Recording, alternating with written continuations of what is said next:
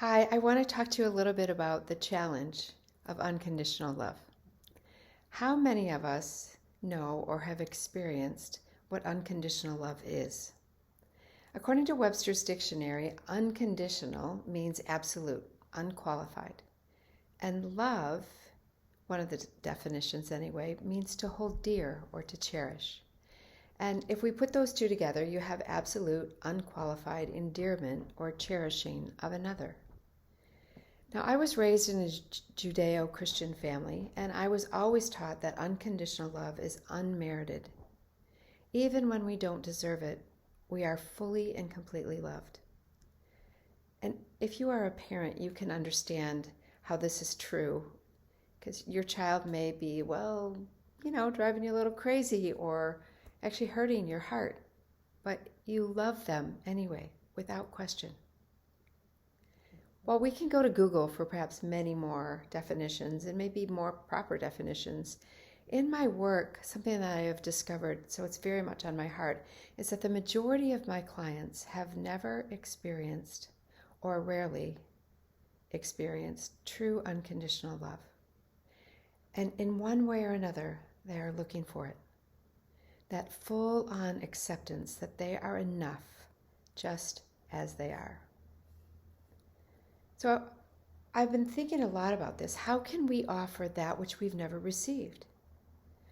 Well, I do believe it's possible. Absolutely. It takes time, and it takes deep inner work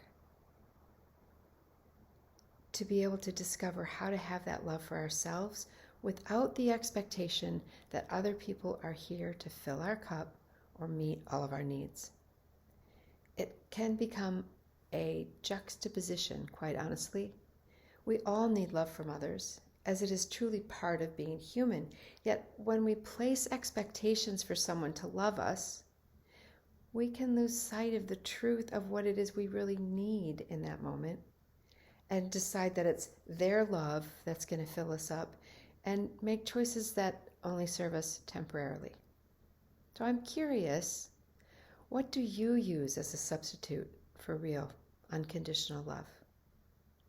Might it be food, sex, shopping, numbing, self-deprecation, isolating? The list is long. Believe it or not, all of those things can be on the list to substitute. Greg Bear wrote in his book, Real Love, which I highly recommend, by the way, he puts it so well. This is a quote: "Everything we use as a substitute for real love to temporarily make us feel better in the absence of what we really need becomes a form of imitation love. And all those substitutes are one or more varieties of 4 different things: praise, power, pleasure, and safety." So you can see why imitation love exists, is because if we're not receiving unconditional love, we need these things. We need them anyway, but we want them to be real. And love calls for us to give of ourselves in ways that are not always easy. In a partnership or a friendship, sometimes we give more than they do. And sometimes it's messy or uncomfortable. But isn't that what we all want, is to be loved in our messiness?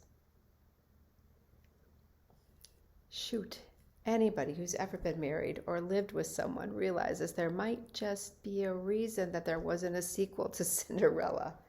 At least, I'm not aware of one.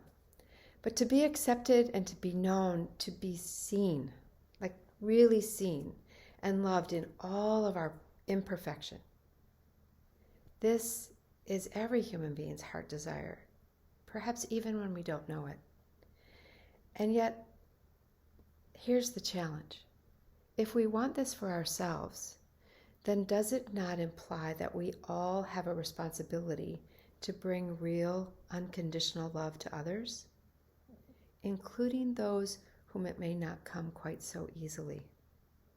If we only love those that are easy to love, what does that say about the depth of us as a person?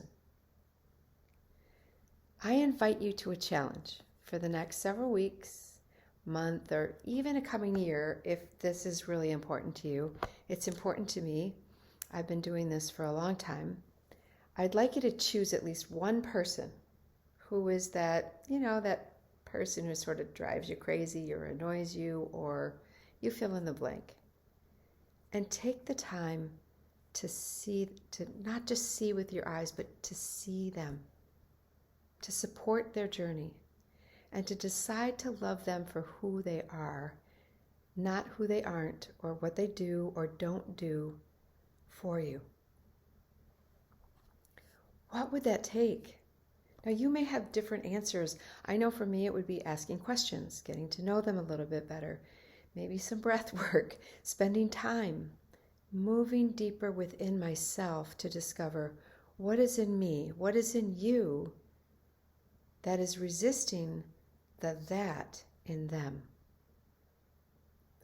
This can be a challenge initially, for sure. But the most beautiful gift of the choice to love others is the wider and deeper experience of life itself, that it becomes brighter, it becomes lighter, and it becomes easier because we begin to see things we've never seen before. The 14th Dalai Lama said, "If there is love, there is hope that one may have real families, real brotherhood, real equanimity, and real peace."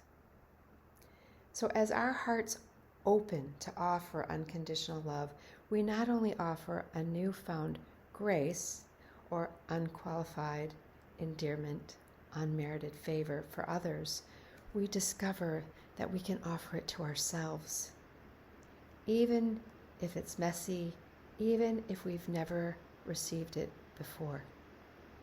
Loving yourself is a fundamental part of being able to love others.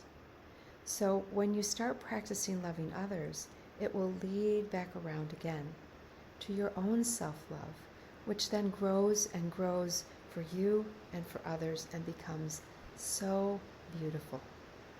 What an amazing way to change the world. I'm on a mission to change the world. What about you? Who is up for this challenge of choosing one person to love? Who will you offer love to today? This is Bethany Perry.